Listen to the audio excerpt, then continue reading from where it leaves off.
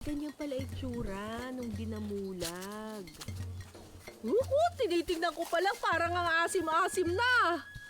Maasim talaga ma'am ang dinamulag pag hilaw. Pag hilaw, pero kapag after 1 week, matamis na to. Ma'am, pag dumilaw na siya, matamis. Talaga ah? Tikim nga nito.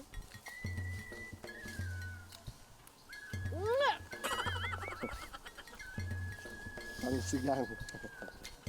Ang asim! Ang asim, kuya. Ganyan talaga ang dinamulag ma'am. Pagka hilaw siya talaga, maasim siya. Ano ginagawa ninyo dito? Pinahihinog mo. Pinahihinog. Pero pag nahilog siya, Pero yung manggang hilaw, ano ginagawa ng mga taga rito? pagka yung na-damage, ginagawa namin mango pickle. Pickled mango. Tapos yung iba naman, dahil sa sobrang asim nito, pwede daw gawing sinigang.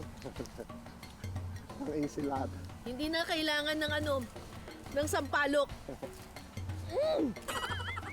Wow! O kaya, gusto nyong pumangit yung mukha nyo, kain na po kayo to.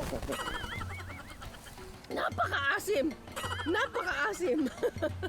Ang ironic kasi napakaasim niya pag hilaw, pero maghintay lang po kayo ng 1 linggo, siguradong napakatamis na raw nito. Okay.